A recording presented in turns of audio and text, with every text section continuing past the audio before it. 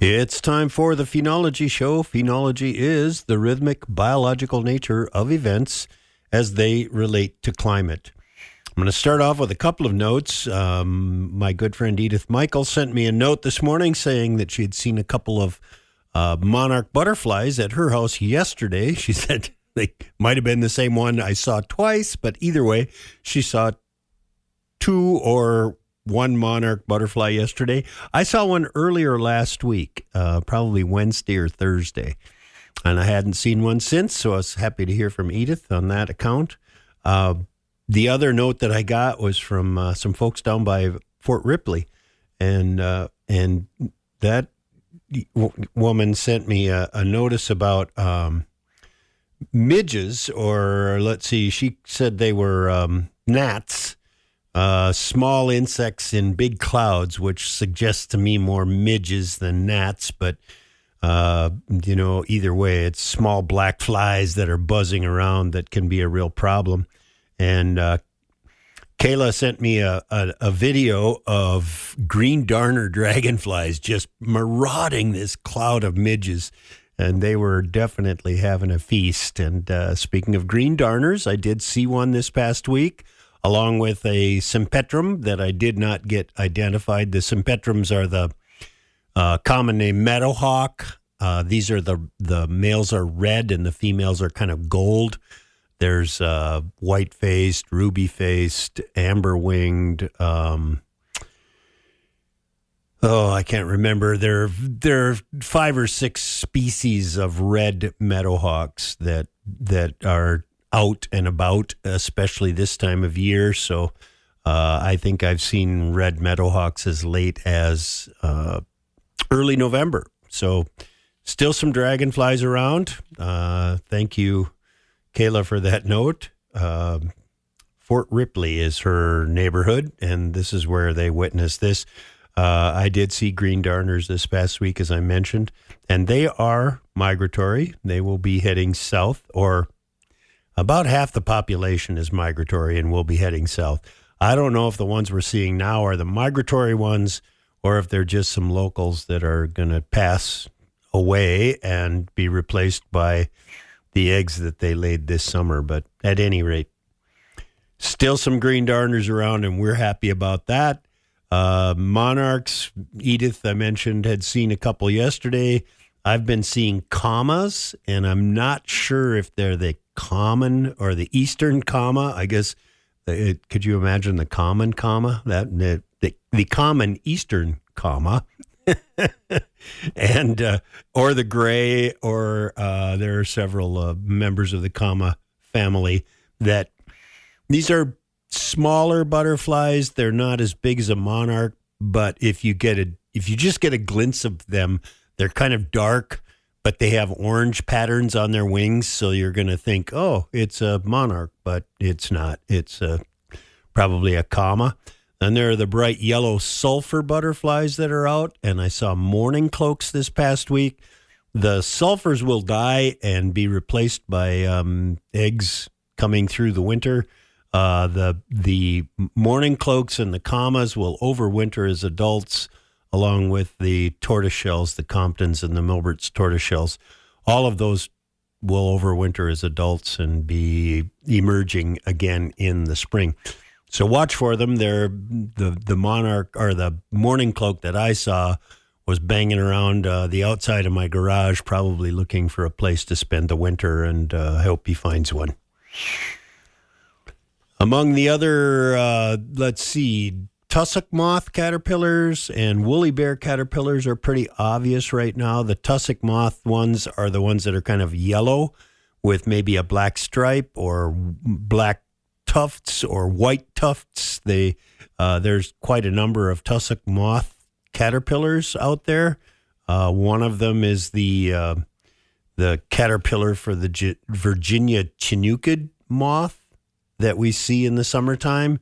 That's that gray, kind of sooty gray wings, but the body is bright blue and the eyes are bright orange. So it is really quite noticeable, but that comes from one of those tussock moth caterpillars. So look for those. You can stop looking for deer flies. I maybe you don't have to stop. I haven't found any in a week or so, and though it breaks my heart to report that, I went out sailing last Sunday, and I wasn't bothered by one single deer fly. Nothing came to munch on my feet while my hands were full of ropes and tillers and whatnot. So I was pretty grateful for that. I did run into a mosquito yesterday and crushed it. I suspect that will not be the last. It seems like my mosquito events run into October, but it is always sometime in September that I run my last deer fly. And this year, I believe it was around the 12th or 13th. The latest I ever had a deer fly was the 17th of September in the year 2000. So I'm happy to see them gone.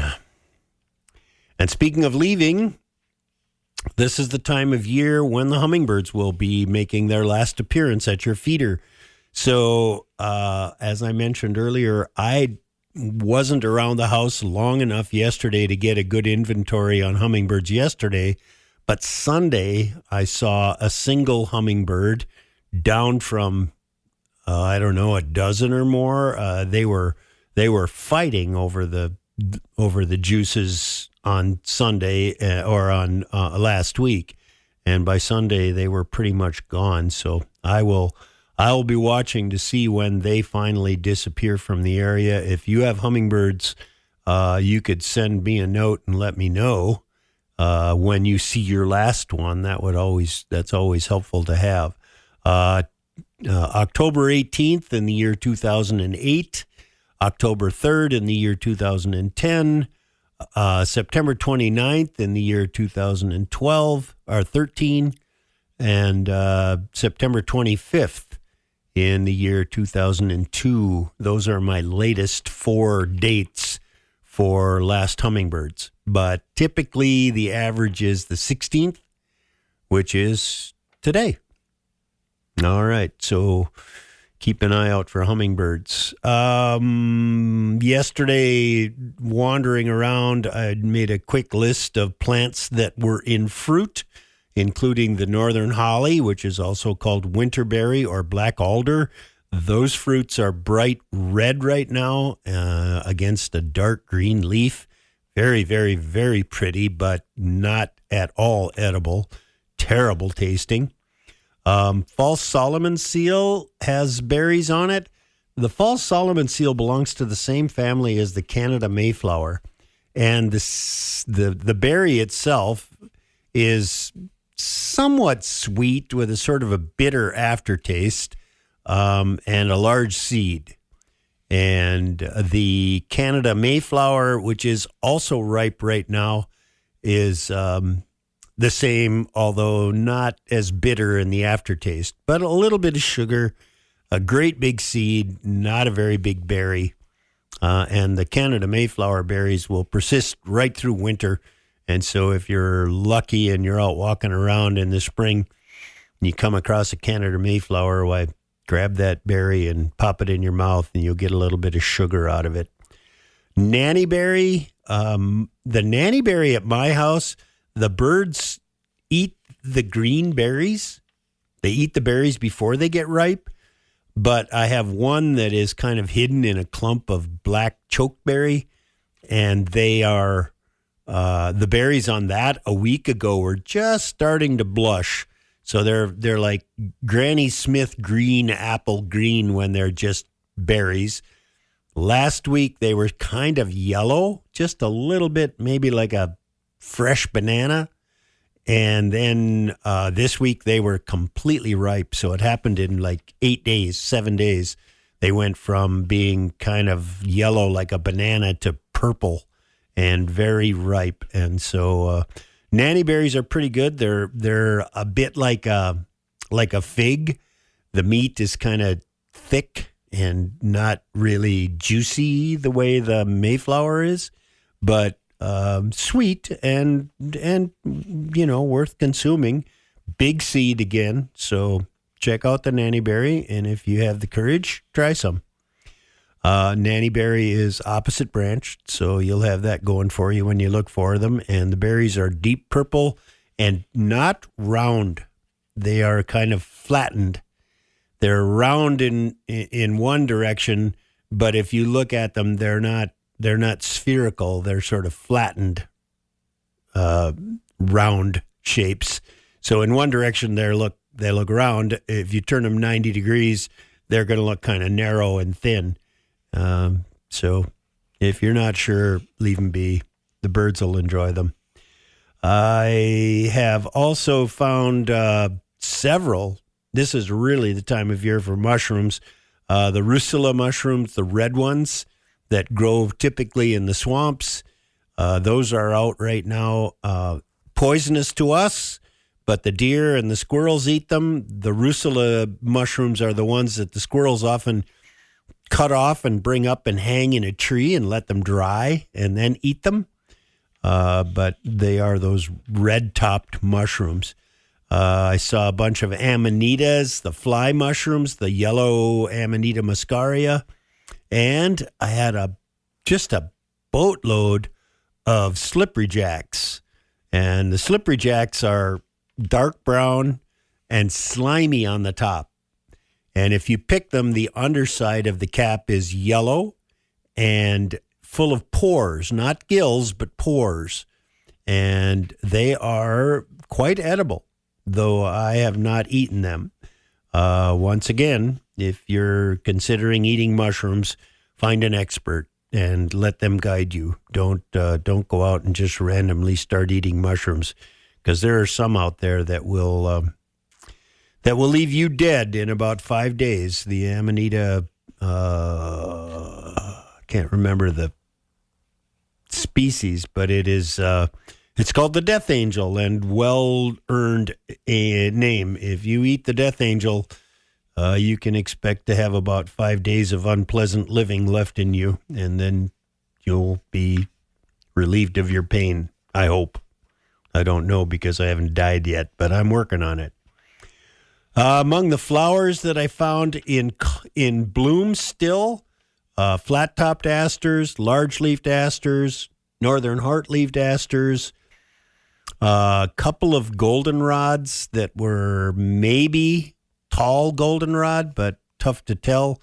Burr marigold, for those of you that are hunters, those little, we used to call them beggar's ticks.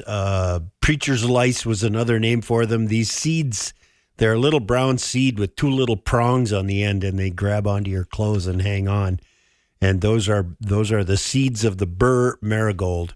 South thistle, which is kind of like a tall dandelion, red clover, tansy, hedge bindweed, probably the last flowers on the hedge bindweed. The spotted touch-me-not or jewelweed, probably the last flowers there. Bog laurel. In the heated chambers of the bog of the experiment, of the spruce experiment, I found bog laurel blooming, and that is way out of season. Normally they bloom in the spring. They have these pink flowers, and that's it. But in these heated plots, they sometimes try for a second grouping of flowers, and I found bog laurel blooming last Thursday. Also found maybe the last of the ghost pipe flowers, those white flowers that kind of stand up and hang. The flower is sort of decumbent. It hangs down. Probably the last of those in bloom. And then just a quick list of all of the things that are showing color. Mountain maples are quite red are yellow with red seeds. The samaras on the seeds are quite red. Hazelbrush, today's edition of Daily Phenology talks about the difference between the beaked hazel and the American hazel, and both are readily visible now. Beaked hazel is yellow, and red or American hazel is red, and they are showing their colors. They're probably half colored right now, most of the hazel that I'm looking at. Lots of red maples in color right now. Some are full color. I've got some that are losing their leaves wholesale. My driveway has these puddles of yellow leaves all over them, and those trees will soon be bare. Black ash have begun to turn yellow. Cattails are about half yellow. Weeping willows, if you happen to be around a weeping willow, check it out. They're just the beginnings of a little bit of yellow among the leaves of the weeping willow. The weeping willow will be one of the last trees with leaves on it this fall, and any fall for that matter. Poison ivy is quite colorful right now, kind of a corally orange-red. Bur oaks the bur oaks have begun to change color. I see a few leaves on my red oak starting to change color. By the way, if you're checking out your oak trees, notice how many acorns there were this year. We've had a massed year of acorns. Among the evergreens, the pines, the white pine and the Norway pine and the Scotch pine and the jack pine, all four of those are starting to show their 3-year-old needles are starting to turn brown, yellow, depending on the species of tree. But you're going to see among the pines, you're going to see that the 3-year-old needles are starting to change color and begin to fall. Also among that group, white cedar is, if you have a cedar tree near you, look at all of the red-orange leaf structures that are turning color, and the red cedar or the white cedar is just like the pines. The 3-year-old needles begin to give way and will fall off and be replaced by next year's 3-year-old needles. Finally, balsam and spruce, both of those, balsam fir and white spruce, are both beginning to show 3-year-old discoloration of their needles as well. So lots of stuff to check out there. Get out and enjoy this wonderful weather we're having.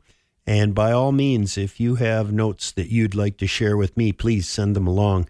I would love to hear when you see your last hummingbird. Thanks.